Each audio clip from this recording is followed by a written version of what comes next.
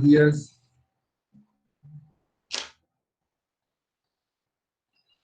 Buenos días, profesor. Buenos días.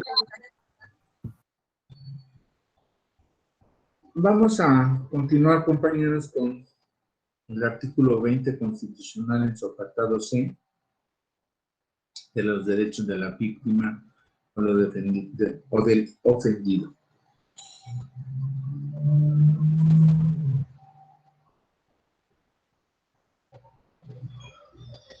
Ayer comentábamos que en la fracción primera del apartado C nos dice recibir asesoría jurídica.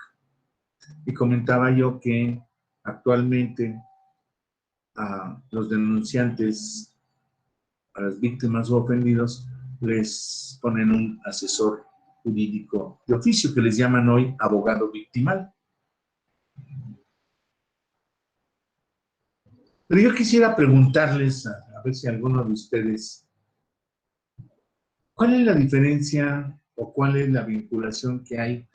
Porque nos dice en el apartado C de los derechos de la víctima o del ofendido. ¿Quién es víctima y quién es ofendido? Mi pregunta es esa. ¿A quién le llamamos víctima y a quién le llamamos ofendido? Es la pregunta que les hago. Bueno, por ejemplo, la víctima de homicidio, pues es obviamente el occiso, y el ofendido puede ser el militar. ¿Y el ofendido es quién? Su familiar, porque es la persona que va a llevar como que a cabo aún el acto de justicia y está ofendido.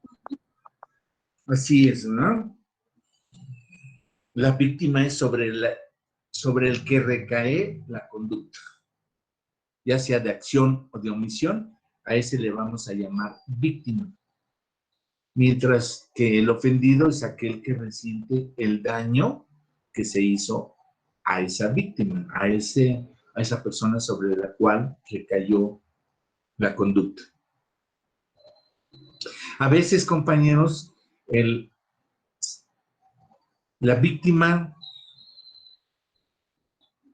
no nada más tiene el carácter de víctima.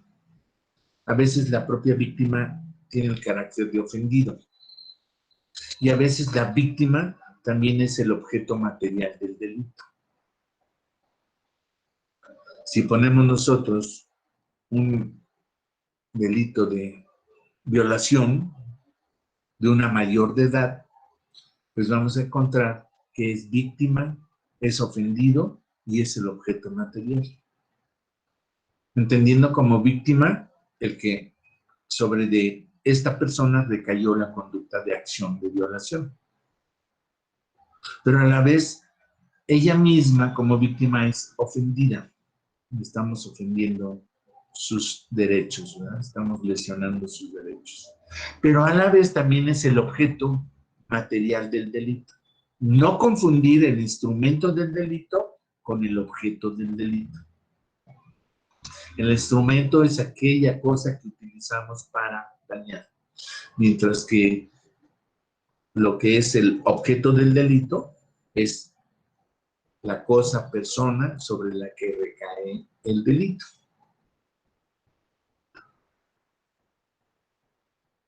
En este caso de violación que yo le estoy poniendo, la víctima es ofendida y además es el objeto del delito. En una misma violación, pero de una menor, resulta que nada más es víctima y objeto del delito. Pero ¿quiénes serán los ofendidos en un delito de violación en una menor de edad, en una persona menor de edad?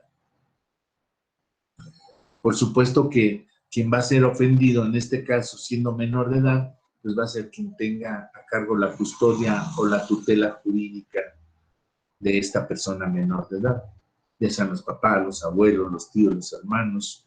¿Por qué?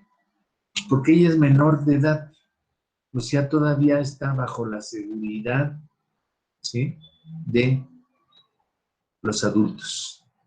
Por eso Ahí en este caso encontramos que el ofendido es el familiar, siendo menor de edad. En una violación ya de un adulto, por supuesto, pues esta misma persona es la ofendida. Se les aclaro nada más para efectos de que entendamos este apartado C que dice de los derechos de la víctima o del ofendido. Vean ustedes, habla de dos cosas, pero esas dos cosas a veces recaen en la misma persona. Bien, entonces continuando con la fracción primera, ya habíamos dicho ser informados de los derechos que en su favor establece la Constitución y cuando lo solicite ser informado del desarrollo del procedimiento penal. El denunciante, la víctima y el ofendido tiene derecho a ser informado de cómo va avanzando la investigación. Si el Ministerio Público no nos lo quiere decir verbalmente, pues metemos un escrito dirigido al Ministerio Público que está llevando a cabo la investigación, diciéndole que en términos de la fracción primera del apartado C, solicitamos se nos informe de cómo va el desarrollo de la investigación. A eso es a lo que se refiere. Porque muchas veces, la mayoría de las veces el Ministerio Público hace sus investigaciones y pasan meses, 2, 3, 4 meses, un año y no sabemos qué es lo que ha estado investigando el Ministerio Público. Entonces tenemos ese derecho a ser informados de cómo va el desarrollo de la investigación. La fracción segunda de este apartado C nos dice coadyuvar con el Ministerio Público. ¿Qué es coadyuvar? Es aportar, es apoyar al Ministerio Público en la investigación del delito. Y nos dice precisamente esta fracción segunda, coadyuvar con el Ministerio Público a que se reciban todos los datos o elementos de prueba con los que cuente, tanto en la investigación como en el proceso, a que se desahoguen las diligencias correspondientes y a intervenir en el juicio e interponer los recursos en los términos que prevean la ley. Es decir, nosotros podemos apoyar al Ministerio Público ofreciéndole pruebas, diciendo, oiga, yo quiero que se desahogue esta prueba. Un ejemplo de quiero que se desahogue. En un delito de secuestro, por supuesto que hay llamadas para decirnos que está secuestrada la persona y que quieren un rescate, que quieren dinero para eso. Y a veces los secuestradores negocian las cantidades. Oye, te estoy pidiendo 5 millones. No, pues no tengo 5 millones. Y están hablando por teléfono. No tengo 5 millones. Mira, yo te propongo que puedo juntarte tanto, no le causes daño, no le hagas daño, yo te puedo juntar 1 millón de pesos, o sea. Y todo eso, por supuesto, nosotros coadyuvando con el Ministerio Público, le podemos decir al Ministerio Público que le ofrecemos como dato de prueba nuestro teléfono, en el cual los técnicos, los peritos en materia de tecnología y de informática o de información, van a sacar del teléfono lo que se estuvo hablando, el cómo negociaron ese rescate. Y vean ustedes, ahí estamos apoyando al Ministerio Público, ofreciéndole datos de prueba que queremos que se metan en la investigación para acreditar que sí efectivamente hubo una proposición de rescate. Como ustedes saben, el secuestro tiene algunas modalidades. Secuestros para efectos sexuales, efectos para secuestro para efectos de rescate, secuestros para obligarnos a hacer algo, coacciona nuestra voluntad. ¿Sí? Incluso podríamos tener hasta un video, cómo entraron los sujetos a la casa o cómo entraron a la oficina. Esos datos se los aportamos al Ministerio Público y eso es a lo que se refiere esta fracción, ya sea en la investigación o ya sea en el proceso. Yo les preguntaría aquí, compañeros, ¿saben cuál es la diferencia entre dato de prueba y medio de prueba? Ya pasaron por procesal penal, debieron de haber visto eso. Si es que lo vieron, ¿verdad? Si no, pues ahorita lo aclaramos. ¿Cuál es el dato? ¿Qué es el dato de prueba y qué es el medio de prueba? Porque aquí nos dice a que se le reciban todos los datos o elementos de prueba. Tenemos un crucigrama ahí, ¿no? ¿Qué es un dato de prueba y qué es un medio o elemento de prueba? De ahí mi pregunta. ¿Alguno tiene idea?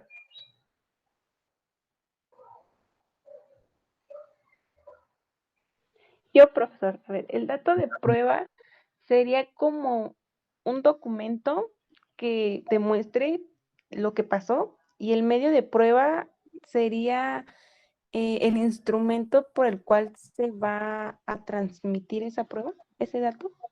No, porque el documento por sí mismo es un medio de prueba.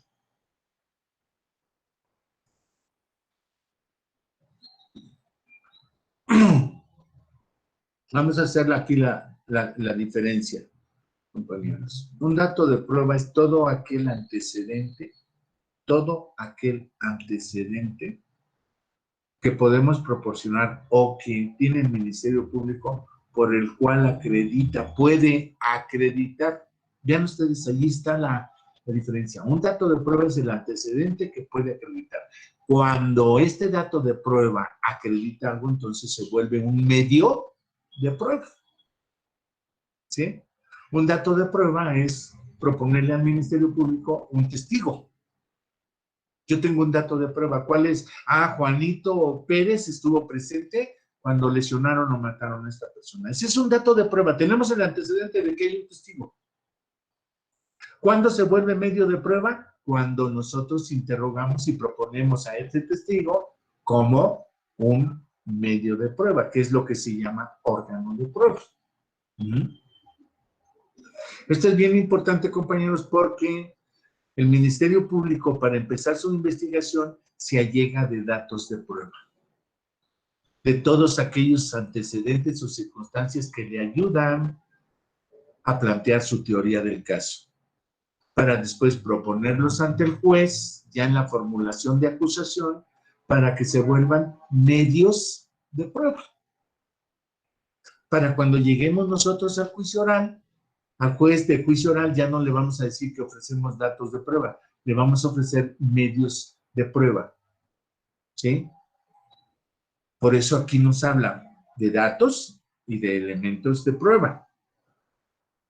Eso lo vamos a utilizar mucho, compañeros, en nuestra práctica forense para efectos de saber qué datos de prueba nos vamos a ofrecer para que se conviertan en medios de prueba. Nos decía la compañera, el documento. Imagínense un acta de nacimiento. ¿Un acta de nacimiento es un dato de prueba? No, un acta de nacimiento es un medio de prueba. ¿Por qué es un medio de prueba? Porque la naturaleza misma del documento, por ser un documento público, el cual nada más puede ser expedido por el Estado, su naturaleza es un medio de prueba, no un dato de prueba. Les repito, ¿qué es el dato de prueba? Es aquel antecedente o circunstancia que proponemos para que se convierta en un medio de prueba.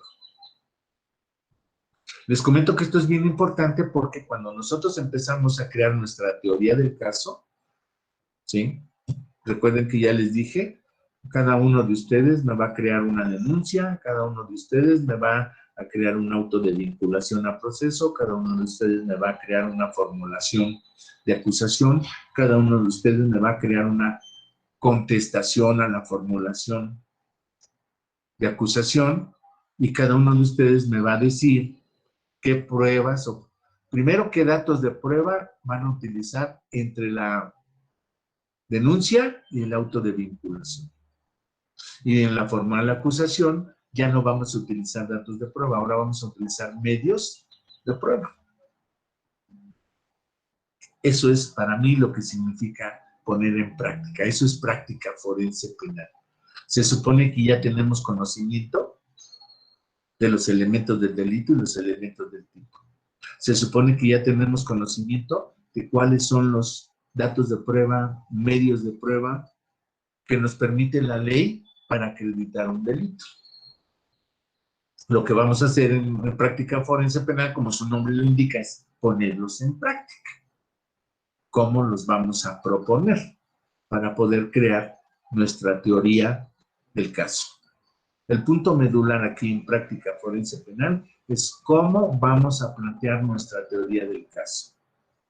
Es decir, cómo vamos a acreditar el delito o cómo vamos a desacreditar el delito.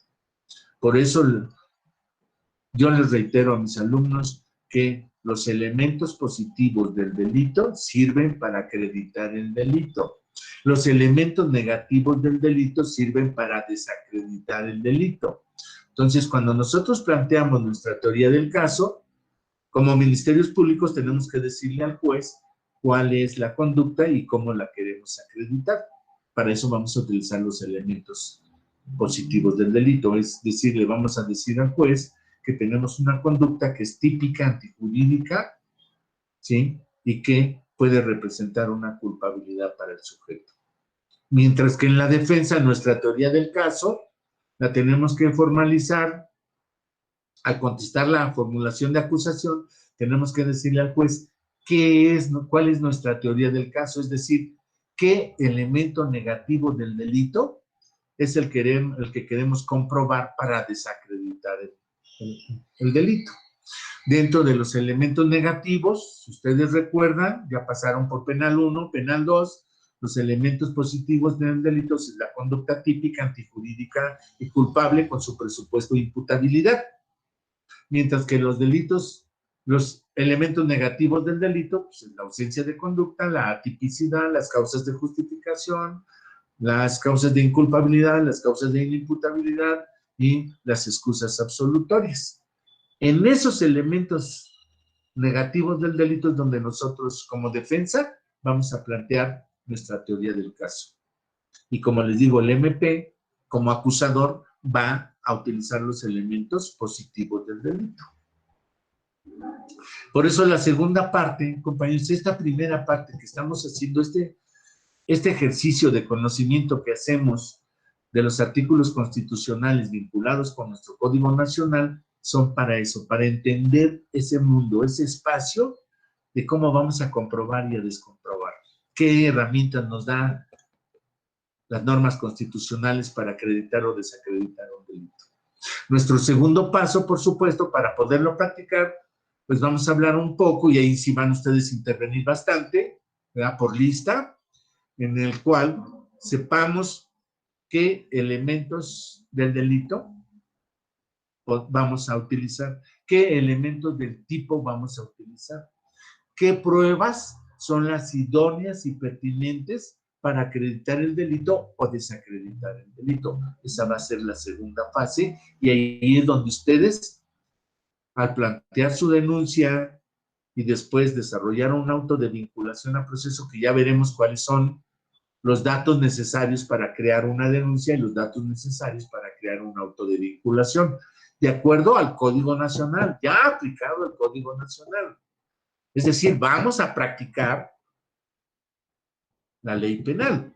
Por eso se llama práctica forense penal, la práctica del derecho penal. Esa va a ser la segunda fase del conocimiento. En esa segunda fase del conocimiento vamos a meter ya la creación que ustedes hagan, ¿ya? Teorizando la práctica que ustedes hagan de un delito, precisamente para que cuando se enfrenten a una situación real, ya de práctica forense, ya en los tribunales o ante el Ministerio Público, ya tengan el conocimiento y puedan plantear una hipótesis de una teoría del caso. A lo mejor vamos a basar nuestra teoría del caso en una legítima defensa, en un estado de necesidad, en el cumplimiento de un deber, en una ausencia de conducta, en una causa de inculpabilidad, error de tipo, error de prohibición. Ese es el objetivo de todo esto, llegar a concretizar qué es lo que vamos a aplicar y cómo lo vamos a aplicar, porque esa es la práctica. Ustedes ya llevaron penal 1, penal 2 y procesal penal. Ahora vamos a practicar eso que aprendieron, ¿sí? En las diversas fases de lo que es el juicio oral acusatorio. Esa es la idea, compañeros. Vamos a ir. Este es nuestro conocimiento general, constitucional. Después vamos al conocimiento del delito y de las pruebas. Y por último, ustedes lo van a aplicar. Esa va a ser la forma como vamos a llevar a cabo la práctica forense penal. Por supuesto, les voy a dar, ya nos pondremos de acuerdo a ver cómo, les voy a dar un manual de la teoría del caso para que ustedes ya se compenetren en cómo plantear una teoría del caso ante un tribunal, ante un juez. Pero desde el inicio del Ministerio Público. Ese es el objetivo. Bien. Dice entonces, coadyuvar con el Ministerio Público a que se le reciban todos los datos o elementos de prueba con los que cuente, tanto en la investigación como en el proceso, a que se desahoguen las diligencias correspondientes y a intervenir en el juicio e interponer los recursos en los términos que prevea la ley. Vean ustedes cómo aquí ya la víctima o el ofendido tiene derecho de apelación y tiene derecho de amparo. En los términos que prevea la ley, en los términos que prevea la ley de amparo, en los términos que prevea el Código Nacional de Procedimientos Penales. Pero ya tiene una intervención mucho más completa la víctima o el ofendido. Cuestión que antes del Código Nacional y antes de la reforma constitucional al artículo primero constitucional, al artículo 14, 16, 19, 20 y 21 constitucionales, ¿verdad? Hoy aparece que la víctima o el ofendido tiene todo el derecho de interponer los recursos cuando sienta que es agraviado en la práctica de esos derechos. Por eso es importante. Y fíjense, también es importante, dice, cuando en el segundo párrafo de esta fracción segunda, cuando el Ministerio Público considere que no es necesario el desahogo de la diligencia, deberá fundar y motivar su negativa. Es decir, si nosotros le decimos al Ministerio Público que queremos que meta un dato de prueba o un elemento de prueba a la investigación y nos diga, no, es que esto no sirve. Ok, tú dices que no sirve, dame la fundamentación y motivación de por qué dices que no. Aquí está, derecho constitucional. Ministerio Público funda y motiva el por qué no quieres recibirme ese dato o medio de prueba a tu investigación. ¿Por qué hace esto la norma constitucional? Pues precisamente, ¿verdad? Si no me lo quiere admitir, bueno, pues acudo en audiencia privada fuera de procedimiento ante el juez de control. Para que el juez le diga al Ministerio Público, el dato o prueba que te están ofreciendo puede ser idóneo o pertinente para tu investigación. Y como víctima, tiene el derecho de ofrecer eso. Y entonces, el juez incluso le puede ordenar al Ministerio Público que lo meta en la investigación para efectos de acreditar el delito, conforme a lo que va proponiendo la víctima o el ofendido. Bueno, ustedes tiene una relevancia importante y por eso se crea el apartado C del artículo 20 constitucional, para esos efectos precisamente. Bien. Después dice la fracción tercera, recibir desde la comisión del delito atención médica y psicológica de urgencia. Derecho humano, ¿no? Me lesionas, pues tengo derecho a ser atendido por un médico, por el psicólogo, es decir, tengo el derecho de recibir atención al delito que se me cometió. Cuando el Ministerio Público se niega, cuando el Ministerio Público es omiso o negligente en darnos esa atención que nos señala la fracción tercera, otra vez, audiencia privada, fuera de procedimiento, al juez de control. Ahora, no necesariamente al juez de control, nos vamos al amparo directo, ¿verdad? Nos vamos con el juez constitucional y le decimos, oiga, sí, juez constitucional, mire, yo soy fulanito de tal o fulanita de tal, soy víctima en el tal homicidio o en tal delito, ¿verdad? Y no se me dio esta atención, por lo cual me causó daños psicológicos o daños físicos, por lo que solicito a usted, juez de amparo, conforme a la ley de amparo y la Constitución, le ordene o le diga al Ministerio Público que lleve a cabo esa atención a la que se refiere la fracción tercera. Así es como podemos ir ejercitando nuestros derechos como víctima y ofendido. Dice la fracción cuarta que se le repare el daño. Compañeros, hoy en día, la reparación del daño es la médula de todo juicio. Si no, ya lo habíamos comentado cuando dijimos los beneficios que puede tener el inculpado para efectos de concederle un beneficio, ya sea de procedimiento abreviado, suspensión o acuerdos reparatorios. ¿Qué es lo primero que tiene que hacer para que le puedan conceder ese beneficio? Reparar el daño. Hoy en día la reparación del daño es la médula de todo juicio. Si me reparas el daño, puede ser que lleguemos a un acuerdo. En los delitos, ustedes lo han visto a través de los medios de comunicación.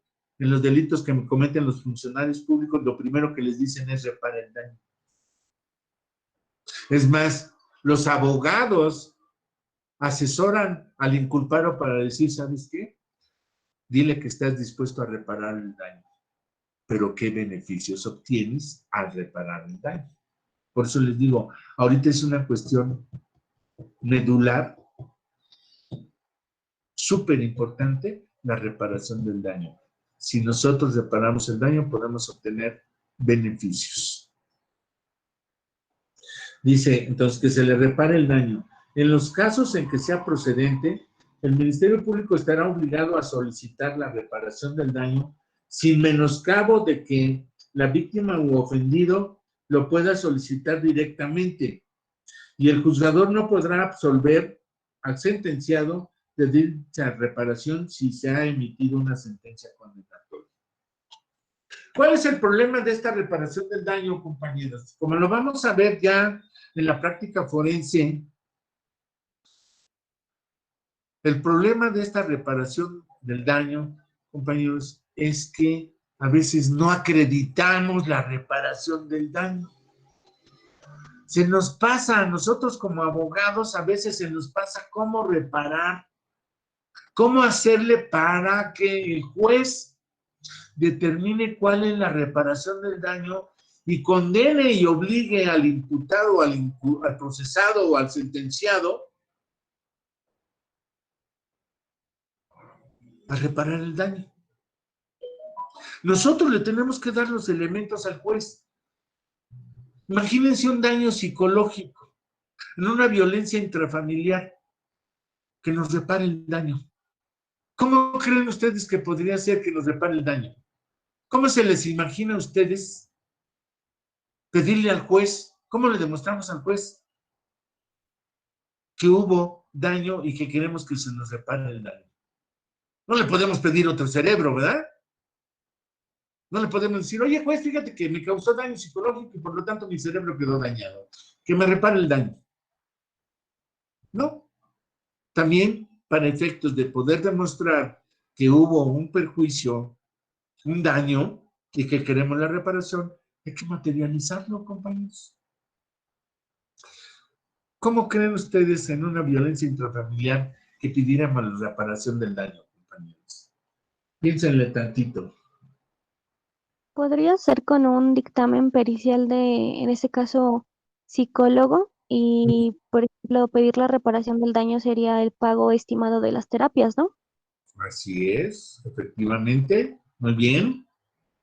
Hay que acreditarle al juez, ¿verdad? Con los recibos de honorarios del psicólogo, cuánto hemos gastado, cuánto gastamos en la pura sesión del psicólogo, cuánto gastamos en medicina, cuánto gastamos en prepararnos o llevar a cabo todo lo que nos dice el psicólogo para efectos de volver a quedar bien. Es decir, voy a perder trabajo, voy a perder tiempo, voy a perder atención a mis hijos. Todo eso lo tenemos que acreditar. Pero como dice la compañera, y bien dicho, ok, le voy a acreditar que tengo terapias. ¿Cuánto me cuesta? 1,500 pesos cada terapia. Más aparte, me dijo que me tomara estas medicinas. Las tuve que comprar. Aquí está la receta. Más aparte, dejé de trabajar. Aquí está, mire, yo ganaba tanto en el trabajo. Aquí está mi denuncia por motivos psicológicos del delito.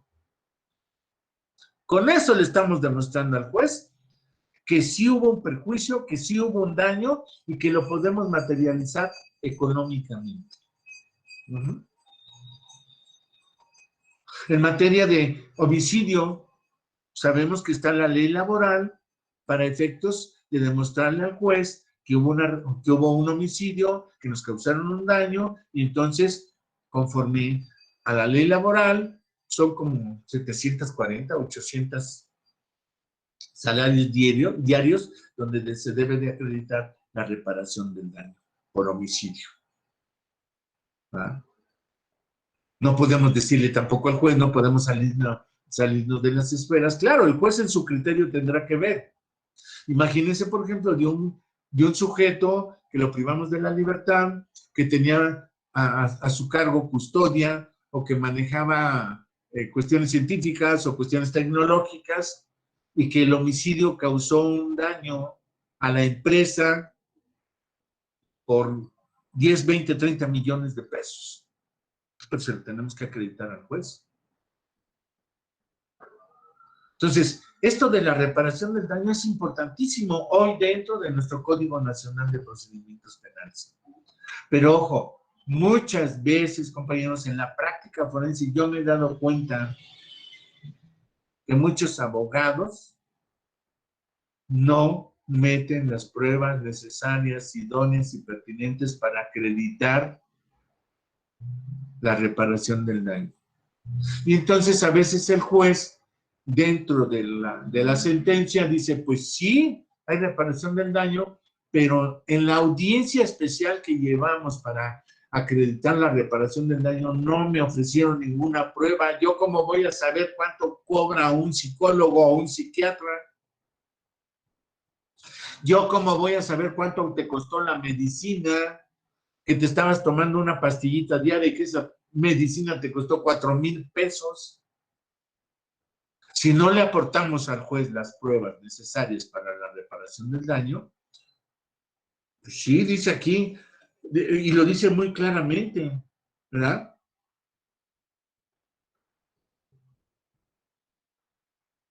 En los casos en que sea procedente, el Ministerio Público estará obligado a solicitar. Compañeros, el Ministerio Público siempre que ejercita acción penal, siempre que formula acusación o siempre que hace el debate de cierre de juicio oral, siempre pide la reparación del daño. El problema es, ¿le aportamos los datos suficientes o las pruebas suficientes para que él pida la reparación? O nos dice aquí, si no lo hace el Ministerio Público, nosotros lo podemos hacer en forma directa.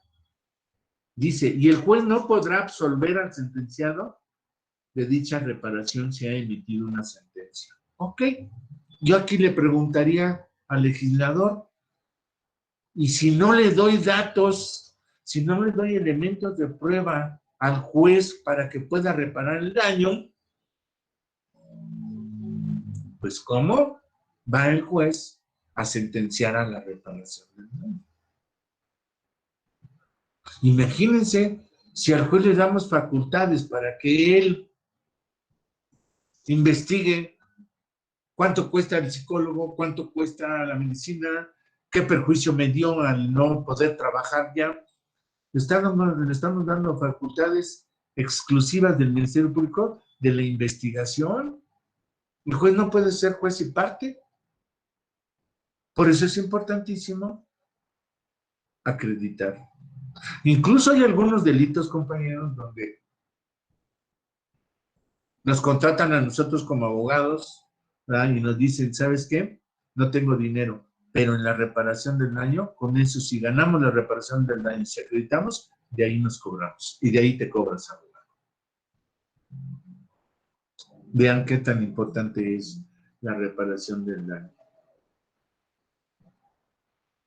Dice en su párrafo segundo de esta fracción cuarta, la ley fijará procedimientos ágiles para ejecutar la sentencia en materia de reparación del daño. Claro. ¿A qué se refiere? ¿Cómo me vas a garantizar el pago de la reparación del daño? Por eso, si ustedes se fijan, dice la ley fijará procedimientos, es decir, ¿qué procedimiento voy a llevar para ejecutar la reparación del daño? Por eso hay una audiencia especial para acreditar la reparación del daño. Y está en nuestro Código Nacional de Procedimientos Penales esa audiencia especial para la acreditación de la reparación del daño. A ese procedimiento es al que se refiere esta ley, ¿no? Incluso recordarán que para efectos de la suspensión del procedimiento como beneficio en el proceso, tenemos nosotros que darle al juez un esquema de cómo vamos a ir pagando la reparación del daño. Si lo voy a pagar, a lo mejor es una reparación del daño de 200,000 pesos. No tengo los 200,000, no te preocupes. Dime cómo los puedes ir pagando y que la parte ofendida diga si lo acepta. Oye, ¿te puedo pagar 3,000 pesos mensuales? 4,000, 5,000 mensuales. Oye, ¿te puedo dar de momento 50,000 y lo demás te lo voy dando quincenalmente o mensualmente? O sea, nosotros podemos hacer una plantilla de reparación del daño.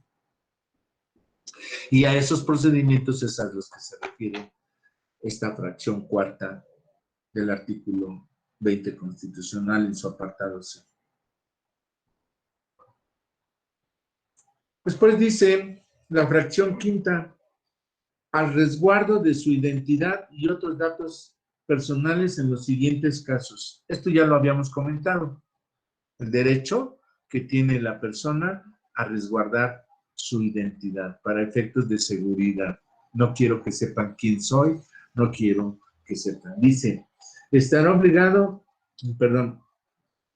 y los otros datos personales en los siguientes casos. Y aquí ya nos da específicamente en qué casos la identidad debe de ser resguardada.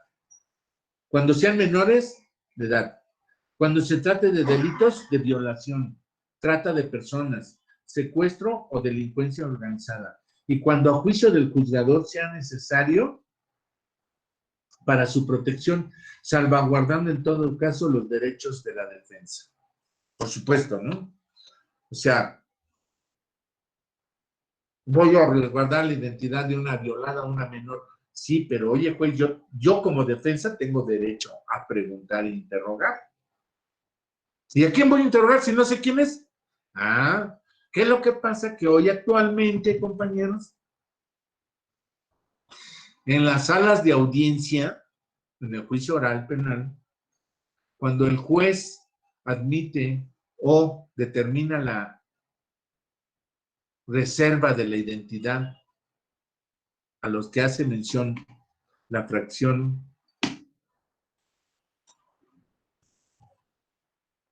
quinta del inciso C, o cuando lo pide el ofendido o víctima en resguardo de su identidad, lo que hacen los jueces hoy en día en las salas de audiencia, es que ponen en una sala adyacente, en una sala pegada a la sala de audiencia, ponen a la víctima y ofendido. Y desde allí se le puede hacer las preguntas o repreguntas, ya sea por el Ministerio Público o por la defensa, sin necesidad de que esté presente la víctima o el ofendido. Así es como el juez determina esa reserva de identidad. Y lo señala la Constitución. ¿En qué caso se debe de reservar por fuerza la identidad de la víctima u ofendido? Incluso el Ministerio Público puede solicitar la reserva de identidad de un testigo. Tenemos los testigos de calidad que se les dan beneficios de identidad de persona para efectos ¿verdad? De que no lo vayan a matar, lo vayan a lesionar y nos quedamos sin testigo. Imagínense en un juicio donde el testigo es el medio de prueba principal para acreditar un delito y se muere el testigo o lo matan al testigo, ya nos quedamos sin testigo, nos quedamos sin materia. Por eso es importante la reserva de la identidad. Y les vuelvo a repetir, desde el principio, incluso el Ministerio Público le dice si quiere que se hagan públicos los datos. O el Ministerio Público, en estos casos que señala la Constitución, debe solicitarle al juez la reserva de la identidad. Claro, y lo dice muy claro aquí, salvaguardando en todo caso los derechos de la defensa, es decir, no la puedo ver, pero sí la puedo interrogar y la puedo contrainterrogar. Aunque yo no la vea, en una sala adyacente a la sala de audiencias está la testigo, está la víctima, está el ofendido, y a través de los medios tecnológicos le hacemos las preguntas. Así es como se lleva a cabo esa práctica de lo que dice de reserva de identidad la Constitución. Dice en su párrafo segundo, el Ministerio Público deberá garantizar la protección de víctimas, ofendidos, testigos y en general todos los sujetos que intervengan en el proceso. Los jueces deberán vigilar el buen cumplimiento de esta obligación. ¿Qué hace el Ministerio Público? Claro, nosotros también estamos súper atrasados en eso de la protección de testigos. Ustedes han oído hablar seguramente de lo que es la protección de testigos o protección de víctimas. Algo así como te cambio de domicilio, te doy trabajo, ¿verdad?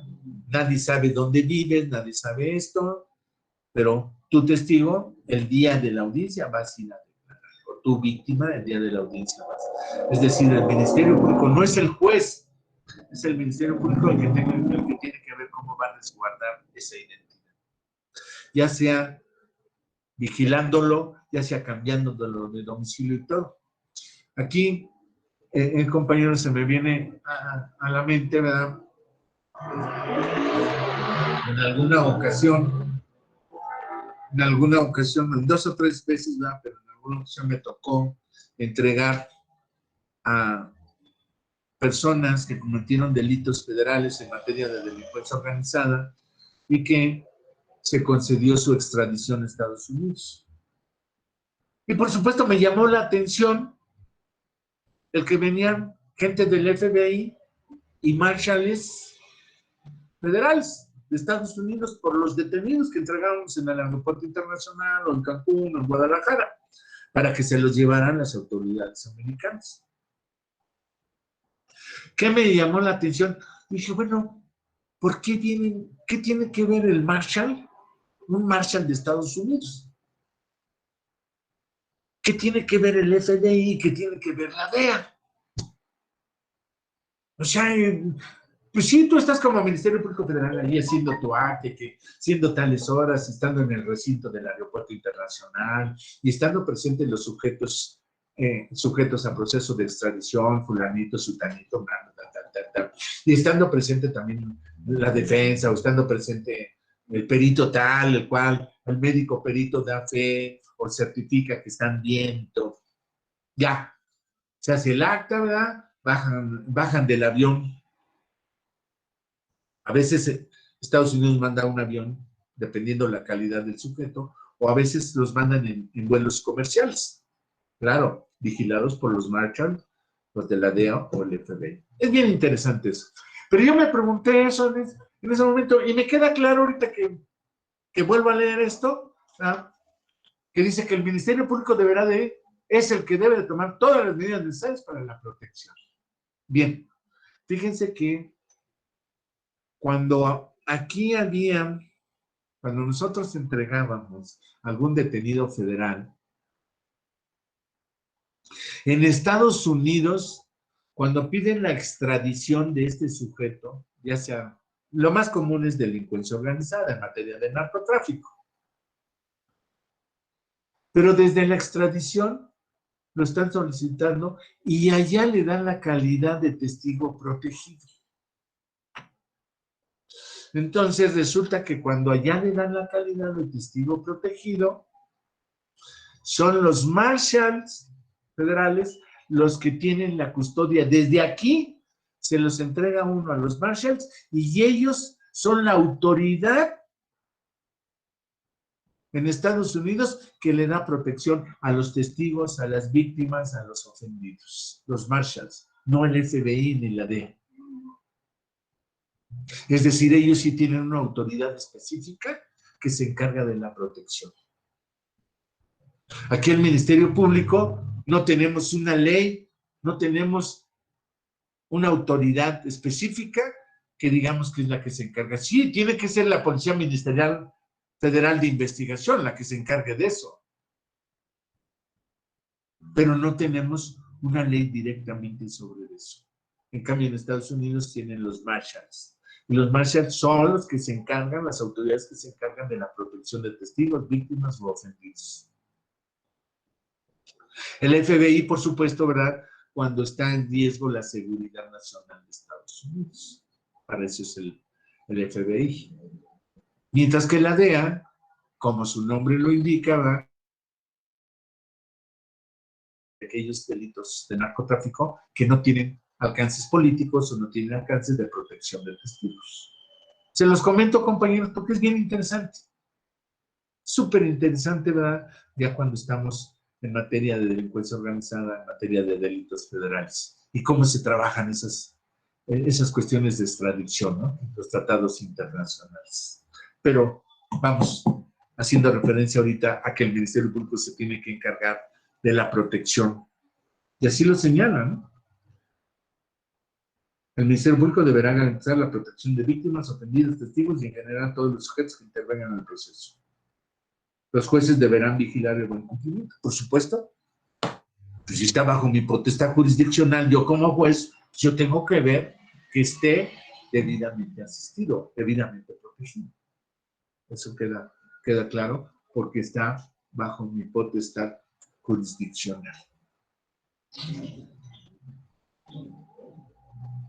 Entonces vean ustedes, pues, compañeros, cómo todo esto tiene esa relación a la que siempre me estoy refiriendo, el Código Nacional, porque nos va a tocar llegar ya al Código Nacional, ¿verdad? Lo que sí les recomiendo, compañeros, es vayan pensando desde ahorita qué delito es el que quieren investigar. Porque por lista me van a decir, yo voy a investigar el delito de narcomenudeo, yo el de fraude, yo el de trata de blanca, yo el de tráfico de órganos, yo el de daño en propiedad ajena, yo este. Van a tener que plantear una denuncia, van a tener que plantear un auto de vinculación a proceso dentro de lo que vamos a ir viendo del Código Nacional, lo que es la audiencia inicial, lo que es los derechos que tiene la audiencia inicial. Es decir, ustedes van a ir creando, ustedes van a ser MP, van a ser defensa y van a ser juez en la investigación del delito. Todo lo que vamos a ver, compañeros, va a finalizar, la calificación va a finalizar con esa investigación que hagan ustedes, porque es donde van a practicar el derecho penal y el derecho procesal penal. Recuerden, nuestra materia es práctica forense penal. Ustedes son los que van a tener que hacer esa investigación. Claro, para eso estoy yo como coordinador, para eso estoy yo. En el momento en que ya me planteen su delito, vamos a ver cómo se estructura la denuncia en una forma general para que cada quien estructure su denuncia. Y después cada quien estructure su auto de vinculación. Acuérdense, ustedes van a tomar la posesión, cada uno de ustedes, de MP, de defensa y de juez. Ahí es donde está la práctica. Pero aplicando el Código Nacional al delito que les guste a ustedes, al que les interese. Vayan desde ahorita escogiendo un delito, compañeros. Porque el día que yo les diga, compañeros, este día me dan ustedes el delito que van a investigar. Y va a ser nada más ese día. Nada que maestro, después se lo doy. Maestro, es que esto. No, porque se les estoy avisando con tiempo para que las dudas que tengan desde ahorita me las hagan saber. Maestro, yo quiero este delito, pero fíjese que tiene 13 fracciones. pero me gustaría esta fracción. Ah, perfecto, pues está bien, mira, esta fracción es por esto y esto. Se los estoy de una vez diciendo, compañeros. Tienen tiempo para preguntarme lo que quieran en cuanto al delito que quieran investigar. Va a ser el que ustedes consideren. ¿Sí? Nosotros vamos a ir desarrollando el Código Nacional, pero al desarrollar el Código Nacional, ustedes van a ir aplicando lo que vamos viendo en el Código Nacional a su investigación, su proyecto de investigación del delito, para que me entiendan. Así es como voy a calificar, compañeros. Aquí no hay nada de que me sopló y me dijo y voy a copiar. No, lo van a tener que hacer ustedes. Y yo voy a ir vigilando precisamente esa investigación. Así es como, si no crean que por eso es esto. Y yo les dije, la segunda fase, ¿cuál es? ¿Conocen los elementos del delito, positivos, negativos? ¿Conocen los elementos del tipo? ¿Saben lo que es la clasificación del delito en orden a los elementos del tipo? Porque eso es lo que vamos a aplicar. Y les voy a dar, ya nos pondremos de acuerdo, un manual para la aplicación de la teoría del caso. Eso es lo que vamos a ver, compañeros. Bien. Quiero comentarles, compañeros, que mañana salgo otra vez a Coahuila. Ya les había comentado que estoy llevando un asunto de secuestro. Me contrataron como defensor privado. Mañana en la audiencia. Entonces tengo que estar allá en Torreón, Coahuila. Así es que no puedo regresar porque no hay vuelos en la tarde-noche. Entonces regreso hasta el otro día, pero ya es más tarde. Por lo tanto, entonces, los invito a que vayan viendo, checando qué delito les gustaría investigar. Para las dudas que tengan, me las vayan haciendo y entrar bien a esa investigación. ¿Por qué les digo esto? Porque no vamos a tener clase ni mañana ni el viernes. Para que vayan preparando eso, compañeros. Les estoy dando la razón. Trato de justificar el por qué no les doy clase estos 2 días, por cuestiones de práctica profesional. Así es que nos veríamos hasta el martes, porque el lunes es inhábil. Nos veríamos hasta el martes. Y en esa semana, ojo, compañeros, por eso les estoy advirtiendo, en la próxima semana me van a tener que dar el delito. No se va a poder cambiar nada. Que maestro, quiero cambiar el delito. No. Tuviste el tiempo suficiente para determinar qué delito es el que vas a investigar, qué delito es el que vas a defender y qué delito es el que vas a sancionar. Ahí vamos a aplicar toda la teoría del delito, toda la teoría de las pruebas y la individualización de la pena. Así es que les recomiendo que vayan checando qué delito les gustaría para todas las dudas que tengan sobre las clases, irlas aclarando. Que estén muy bien, compañeros, que tengan un excelente día. Nos vemos el martes. Hasta el martes, Bueno, profesor. gracias. Gracias, profesor. Buen fin de semana.